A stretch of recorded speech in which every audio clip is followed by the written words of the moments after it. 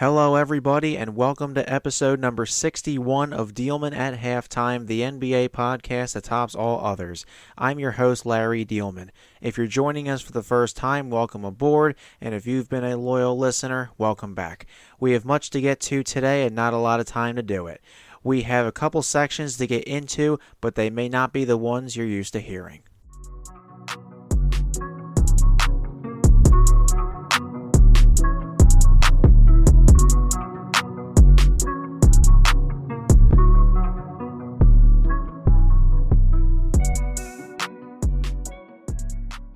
Let's get to our content for the week. We have another head coach firing right before the playoffs. The Denver Nuggets announced last Tuesday that Michael Malone was relieved of his duties and that assistant coach David Diehlman would be the interim. General manager Calvin Booth was also shown the door. Malone was about to finish his 10th season as the Nuggets head coach. With a record of .471 and .327 in Denver, he's the winningest coach in franchise history. Per The Athletic, Booth wasn't too happy that Russell Westbrook continued to get playing time over younger players like Jalen Pickett. This is the second time in the last 2 weeks or so that a Western Conference head coach was fired right before the postseason after Taylor Jenkins of the Memphis Grizzlies. Something had to have happened behind the scenes because neither of these makes sense. As if it wasn't clear already, the Phoenix Suns have officially entered poverty. Head coach Mike Budenholzer was fired Monday, ending his only season in the Valley at 36-46 and 11th in the West. They even missed the play-in tournament. Phoenix will go into next season with their fourth head coach in 4 years. Monty Williams finished his 4-year stretch in 2023. Frank Vogel was fired after 1 year in 2024, and now Budenholzer. Honestly, who the hell wants to coach there with that roster and with no guarantee you're safe after one season? The Suns have work to do over the summer. In the last episode, our game of the week was Lakers at Mavericks because of the return of Luka Doncic. The result did not disappoint. Luka went nuclear in his homecoming, going for 45 points on 57% shooting, 7 of 10 from 3, 8 rebounds, 6 assists, and 4 steals. Even though Doncic is now a visitor in Dallas, the fans cheered when he scored, although a lot of that could be Lakers fans that traveled. And there were plenty of Fire Nico chants for general manager Nico Harrison throughout American Airlines Center. The Mavericks kept it close for a while, but the Lakers were too much in the end and won 112-97. The regular season has come to a close. Out of 20 hopeful teams, including the play-in tournament, 16 squads will clash for a chance at the Larry O'Brien Trophy. Only one will be victorious. This week's episode and next week's episode are both special editions of the Diehlman at Halftime podcast, so this week's episode I will unveil my entire playoff bracket, including the play-in tournament. This episode is entitled 16 Wins, and to shake things up a little bit, so who's looking scary enough for a title run? And please note all predictions were made before the play-in tournament started on Tuesday, April 15th, 2025.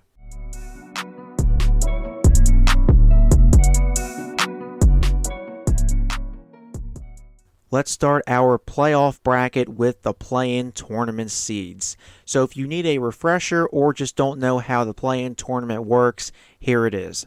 So ever since a few years ago, it used to be 1 through 8 makes the playoffs, 9 through 15 you're out, goodbye. Now the 7 through 10 seeds make up the play-in tournament. The 7-8 game and the 9-10 game decide the 7 and 8 seed in the playoffs. The 7 seed will host the 8 seed and the 9 seed will host the 10 seed. The winner of the 7-8 game automatically makes the playoffs as the 7 seed, no questions asked, and they will start on the road against the 2 seed. The loser of the 9-10 game is out for the season. They are done. The loser of the 7-8 game and the winner of the 9-10 game, the winner of that game will now take the 8 seed and they will be on the road to take on the number 1 seed in their conference. It seems a little confusing, but that's how the play-in tournament works, and it does make for some interesting games. So we're going to start with the Eastern Conference play-in tournament seeds. The 7 through 10 seeds in order are the Orlando Magic, Atlanta Hawks, Chicago Bulls, and Miami Heat. Let's go to the Magic versus Hawks. Yeesh, Orlando took a step in the wrong direction this season. The mid-season injuries to Paolo Banchero and Franz Wagner didn't help. With play-in tournament home court advantage secured, the Magic will secure a first-round series with the defending champions. My verdict, the Magic get the 7th seed. Then we have the Bulls and Heat. This is the third year in a row the Bulls and Heat have appeared in the play-in tournament. Josh Giddey has been balling for Chicago lately, while the Heat are still recovering from the Jimmy Butler saga. See you next season, Miami. My verdict, the Heat get eliminated. And then we have the Hawks and the Bulls battling for the potential 8th seed. Two young teams battle in Atlanta, and the winner's prize is a date with the 64-win Cleveland Cavaliers. The Hawks always know how to underachieve, and it won't change here. My verdict, the Bulls get the 8th seed.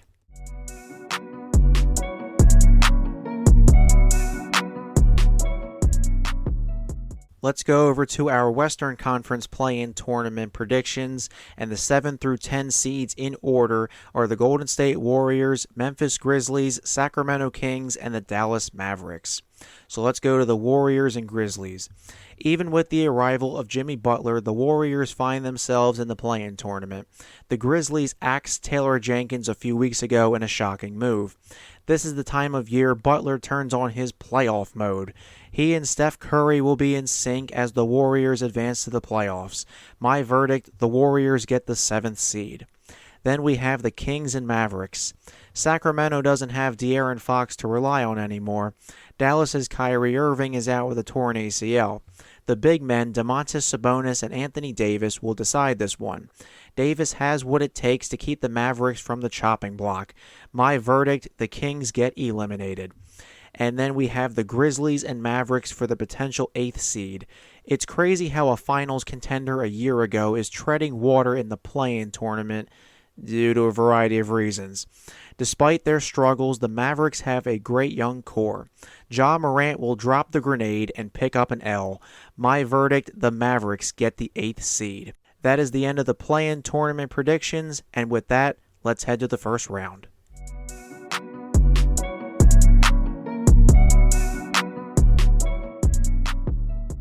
Let's head over to our first round predictions for my playoff bracket. I will give a short summary of each series, I will give a winner, and predict how many games the series goes to. So starting in the Eastern Conference with the Cleveland Cavaliers and Chicago Bulls. Many have doubted the Cavaliers even with their impressive run this season. They're looking to avenge their second-round exit to Boston in last year's postseason. I can see Chicago keeping things close before Cleveland slams the door shut. My verdict, Cavaliers in 6. Then we have the Boston Celtics and Orlando Magic. Unless you're a Magic fan or you enjoy betting on underdogs, you'd be quite mistaken to go against the Boston Celtics in the first round. Jason Tatum and Jaylen Brown will be more than enough to get by Orlando's young core. This series won't last long. My verdict, Celtics in 5. Then we have the New York Knicks and Detroit Pistons. Ooh, this should be fun. The inexperienced Pistons shocked the world with their turnaround. They come into this series at 0-14 in their last 14 playoff games, last winning in 2008. But it was nice for Detroit while it lasted. My verdict, Knicks in 6. Finally, we have the Indiana Pacers and Milwaukee Bucks. This is a first-round rematch from last year, where the Pacers won in 6. Indiana has a high-flying offense, and Milwaukee has Giannis Antetokounmpo. With the Bucks severely underachieving in the last few playoffs, it's time for them to get out of the first round. My verdict, Bucks in 7.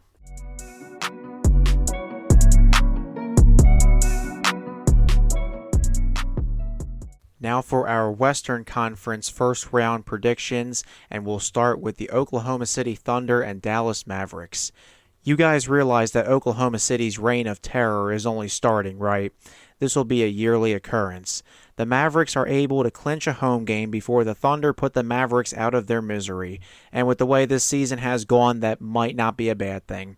My verdict, Thunder in 5. Then we have the Houston Rockets and Golden State Warriors. Boy, times have changed for this throwback series when James Harden took on the Kevin Durant super team Warriors.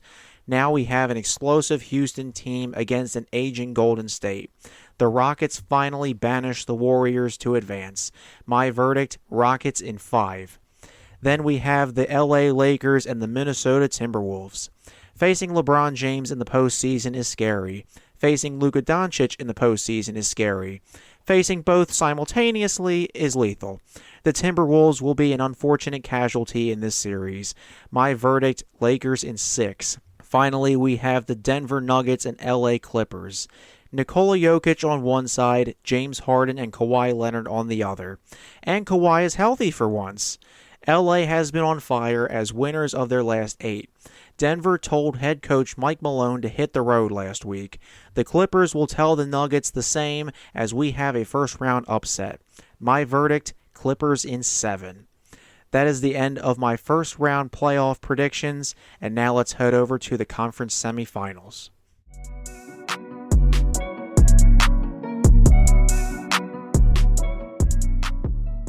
Alright, now we're in the conference semifinals. Starting in the Eastern Conference, we have the Cleveland Cavaliers and the Milwaukee Bucks. Cleveland's true test begins here. The second round can be defined as weeding out the frauds that made it past the first round. Cleveland will be doing the weeding. Behind Donovan Mitchell, the Cavaliers punched their ticket to the conference finals. My verdict, Cavaliers in 6. Then we have the Boston Celtics and New York Knicks. Stop me if you've heard this one. The Knicks have struggled this season against teams with winning records.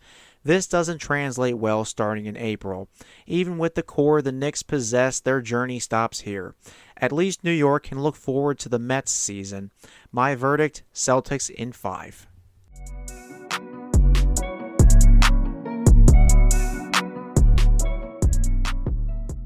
Flipping over to the Western Conference semifinals predictions, we start with the Oklahoma City Thunder and LA Clippers. Two of the hottest teams in the NBA meet up in the second round. Shai Gilgeous-Alexander and company have decimated their opponents. LA will put up a strong fight before bowing out to their overlords. My verdict, Thunder in 6. Then we have the Houston Rockets and LA Lakers. The Thunder were in this spot last year. Up and coming, exceeded expectations, hosting playoff series. It's the Rockets' turn to experience heartbreak and learn from mistakes. I smell a gentleman's sweep. My verdict, Lakers in 5. That is the end of our conference semifinals predictions. Let's go to the conference finals.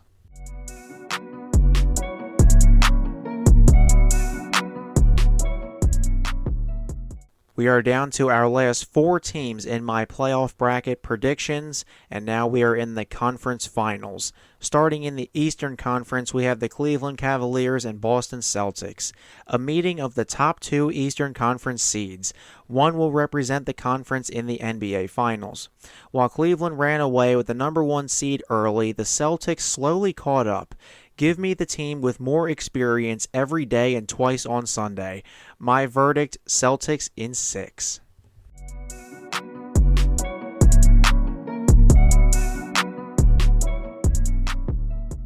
Let's jump over to the Western Conference Finals predictions. We have the Oklahoma City Thunder and LA Lakers. MVP candidates galore fill this matchup. Oklahoma City has depth that very few teams, if any, match. LA has the star power with veteran experience. I'll make an exception to the experience trumps youth saying. Shai Gilgeous-Alexander makes his statement. My verdict, Thunder in 7. Now that we are done our conference finals predictions, let's wrap it up with the NBA Finals.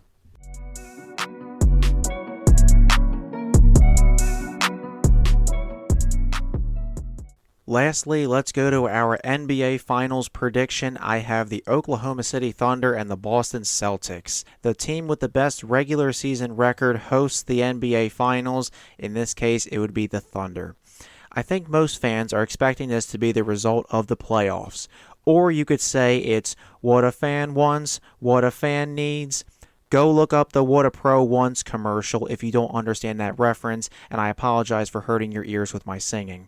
Shai Gilgeous-Alexander and Chet Holmgren versus Jason Tatum and Jaylen Brown is must-see basketball. The 2017-18 Warriors were the last team to claim back-to-back titles. The Celtics will keep the Larry O'Brien Trophy in Boston. My verdict, Celtics in 6, and they claim banner number 19 in Beantown. Let the craziness begin.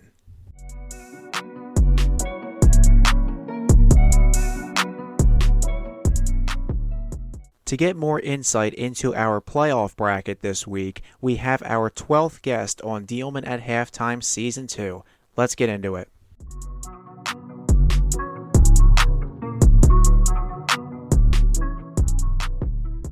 So for our 12th guest of Season 2 on the Diehlman at Halftime podcast, we welcome Josh Reynolds. Since June 2022, Josh has hosted the That's Ball Folks podcast, previously of SB Nation. He was an NBA analyst for Indus News. Josh's X account is quite popular among Philadelphia sports fans with over 55,000 followers. He has a bachelor's in business marketing from Utah Valley University. Josh, how are we doing today? Doing well, my man. Larry, how's it going, brother? I'm doing pretty good. We're getting close to the NBA playoffs. A lot to look forward to. So, Yes, Josh, sir. I wanted to get your thoughts on the NBA playoff picture as it starts to come into focus. This is our playoff bracket episode, and although we're recording a couple days before that, some teams are already locked in or pretty close to it. So, my first question for you, the race of the 3 to 8 seeds in the Western Conference is hotly contested. 6 teams are separated by just 2.5 games. 4 teams will clinch a playoff spot, and 2 will be sent to the play-in tournament. How do you expect that to shape up in the final days? So, as of this recording, the Thunder are the number 1 seed, the Rockets are the number 2, and then you have the Lakers, Nuggets, Clippers, Grizzlies, Warriors, and Timberwolves all battling for those playoff and play-in spots. So, how do you expect all this to shape up? I mean, first off, how insane and how fun that we actually get a tight race down the stretch of the regular season. I love it. And I'm trying to think of the last time, like, obviously, we've got some close races at the end of every regular season. The fact that there are this many teams jam packed in here, and like you said, one of them is going to end up in the play in, and that's insane. It's insane.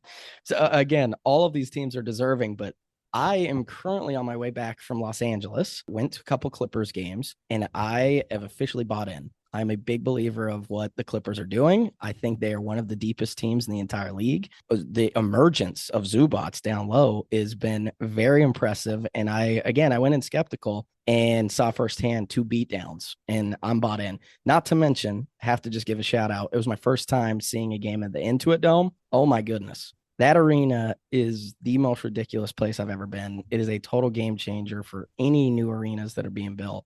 I'm all on board. Anyway, I'm clearly you can tell I'm drinking the Clippers Kool-Aid a little bit, but I'm big believers there. Well, I want to know your thoughts, brother. What do you think? I definitely get my ass over to Intuit Dome. I know it's been a hot topic this season with that introduction, and I've heard about the wall Yeah. with the opposing free throw line and how ridiculous that is.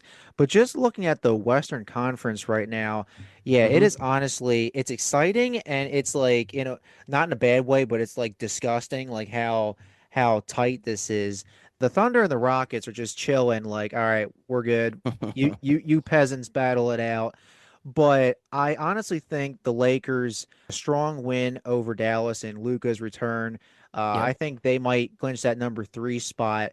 Then you have the Clippers, like you said, they're like tied with the Nuggets, the Warriors and Timberwolves. I don't know if they'll be able to rise to number 4 or 5. I think they're going to be stuck around there. And then besides the top 2 seeds, the bottom 2 seeds in the play-in tournament, the Kings and Mavericks are pretty much locked in. They're Yeah. just going to be battling it out to see who's going to be hosting who between each other. So I think How honestly, I think the Clippers could get up there. The Lakers, I think, are pretty solid to grab that 3 spot. I think right now maybe the Grizzlies and probably the Timberwolves looking good for that playing spot. I'm right there with you. I agree. You look at the Nuggets too. Obviously, the insane announcement that they fired both Calvin Booth and Michael Malone out of nowhere a week before the playoffs start. But they got a win last night. Maybe that pushes them in the right direction, what they want to do. They've had a rough stretch. I think they're like 4-6 over their last 10. So we'll see what happens there. Maybe they get hot going into the playoffs, but I wouldn't be shocked to see them slide a little bit. And then how about this? The Thunder clearly, like far and away, I would argue the best team, regular season team in the league this year.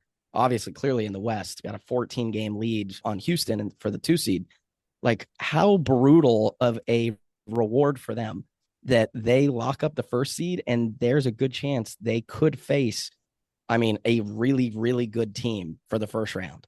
Like that's brutal. The West is so stacked, especially compared, I know we'll talk about it in a second, but compared to the poor East, like it's insane. So, but I agree with you. I think I see the Lakers kind of staying pat, locking in that 3rd seed. I think the Clippers, man, again, I know it's maybe some recency bias because I just watched them play twice, but they look really, really good. So I see them kind of falling in that 4 spot. Wouldn't be shocked if Minnesota, who's kind of been disappointing, I think this year, I think everybody would kind of agree that maybe they expected to see Ant make a bigger jump than he has. And obviously with the Karl Anthony Towns trade, like they're trying to just feel it out with the new roster and everything. But I wouldn't be shocked to see Minnesota drop down there and Memphis as well, like you said. One thing to note about the playoff picture right now, and even though all the teams that are going to be in the play-in or playoff race are locked in, all the teams that are eliminated, they're done. One team to note, what in the world with the Phoenix Suns? Right now, they're on an 8-game losing streak. They are out of the playoffs entirely.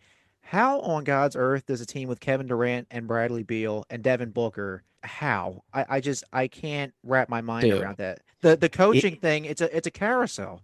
yep, it's unbelievable. And honestly, they made a fool out of me because I made some predictions going into the season. And I said, hey, as long as they stay healthy, like we didn't see what they could be like last year because of injuries. I thought that they would be at least a playoff team. And I don't think that that's crazy of a guess or a prediction. They're a dumpster fire.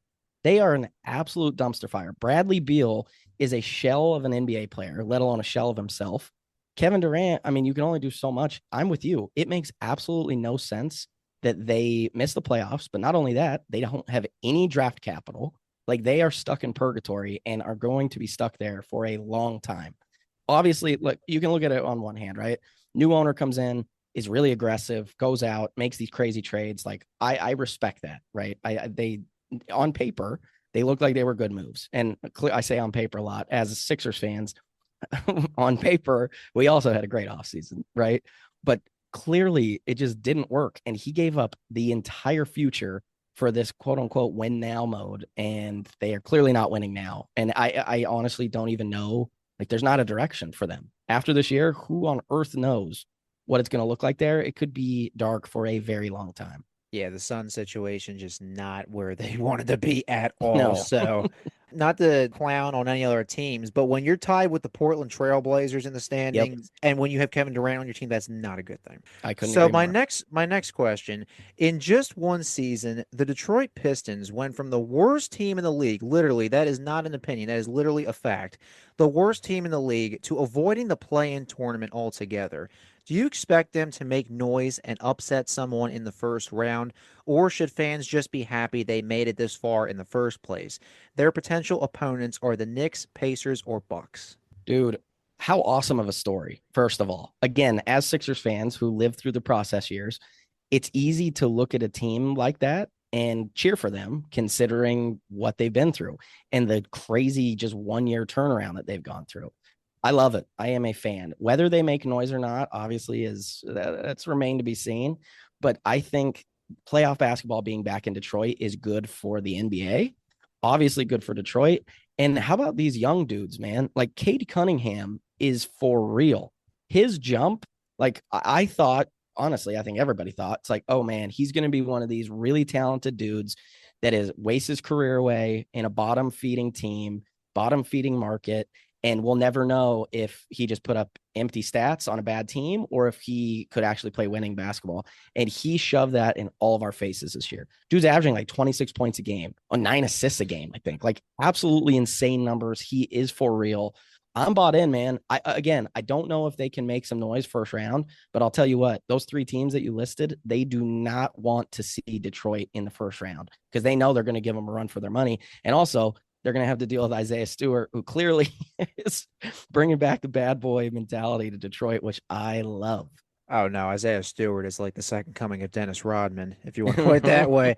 Just looking at the Pistons lineup, they got Tim Hardaway, they have Asar Thompson. Tobias Harris went from the Sixers getting clowned by the Philadelphia fans, and now he's on a playoff team, unlike, the Sixers. Jalen Duren. So like they have a good squad. Yeah, I think that they will give one of those three a run for their money. But just going from the worst spot in the league and now avoiding the play-in tournament. Then you have teams like the Hawks and the Heat who are play-in tournament like they set up shop in the play-in tournament. The Hawks, it's like, oh, that time of year again. It's time for the play-in tournament.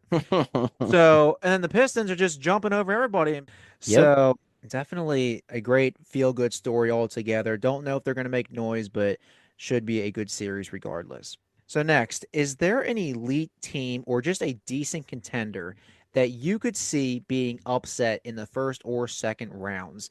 Now, this could just be a regular, like a consensus, what everybody has, or it could be a hot take you have, like you're just maybe, I wouldn't say a hater, but like you're just not on the insert team here train like everybody else is. For example, the Nuggets and the Grizzlies just fired their head coaches right before the Mm-hmm. playoffs. So, any hot takes or any team you're just like, yeah, no. Yeah, man. It sounds crazy because again, they were clearly the two best record wise regular season teams in the league. I think Oklahoma City is closer to making the leap this year. Again, we know how talented their roster is. We know how good SGA is.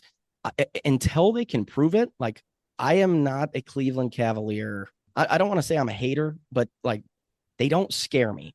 If I'm any team in the East, literally top to bottom, I am not afraid of them in the playoffs. And maybe that's just because they haven't really proven anything come postseason time. But like, I don't know. They're clearly a good team. They clearly have offensive weapons, but they just don't put that fear in me like Boston does, right?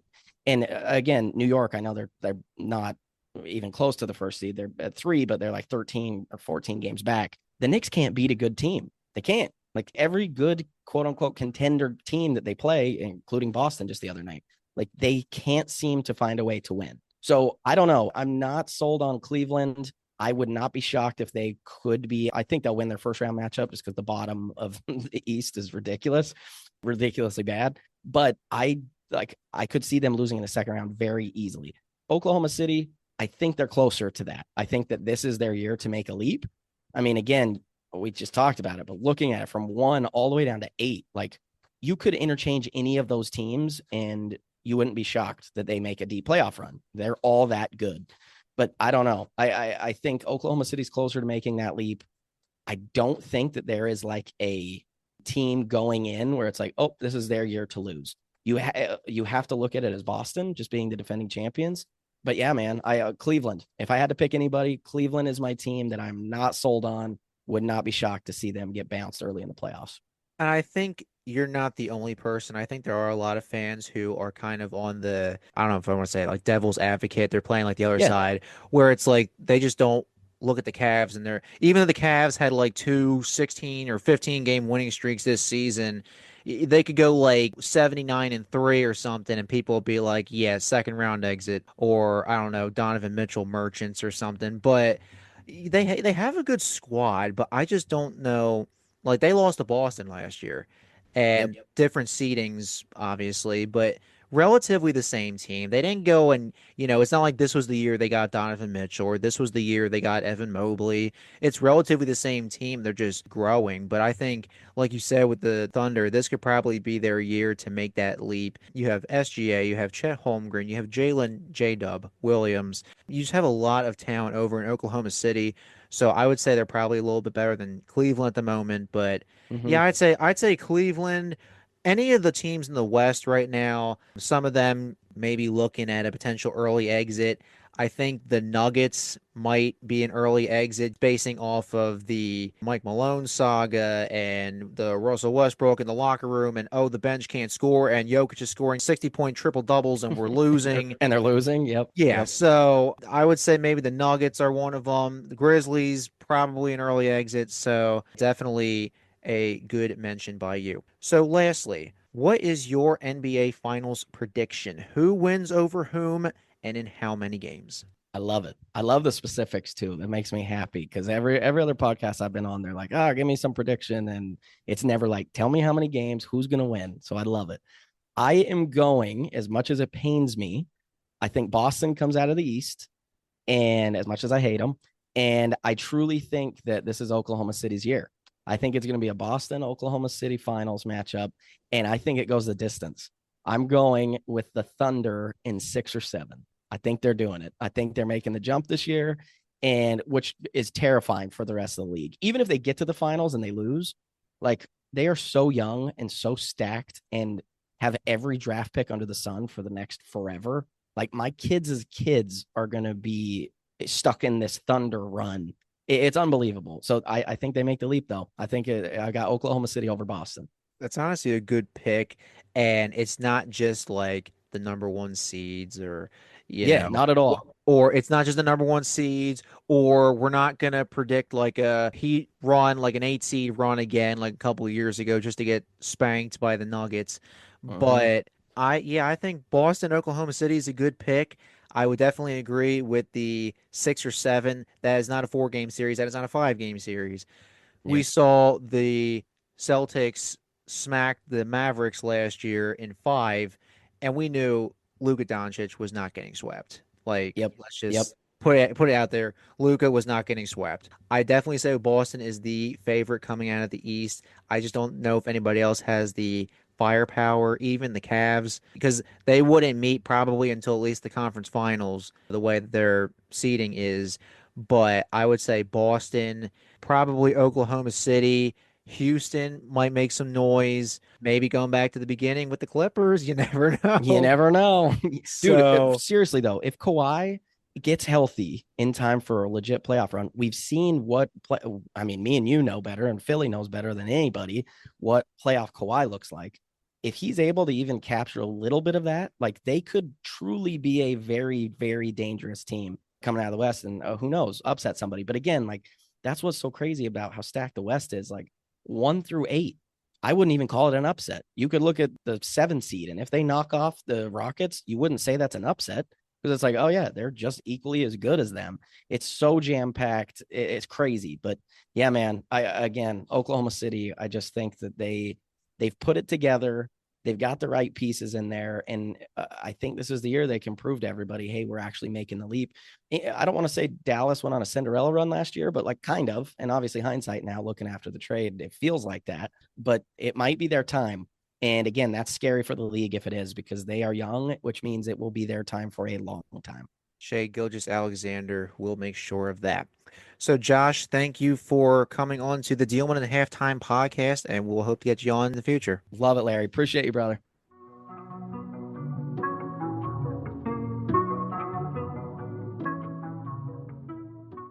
Well, that's all the time we have for today. If you haven't already, make sure to follow me on social media. I have 2 X or Twitter accounts and 2 Instagram accounts. The podcast accounts are under @Diehlman_NBA for both X and Instagram. My personal X account is @LarryDiehlman18, and my personal Instagram is @Mr_Sports18. They're also in the description on Buzzsprout, Spotify, or wherever you get your podcasts. And thank you to Josh Reynolds for being our guest this week on the podcast.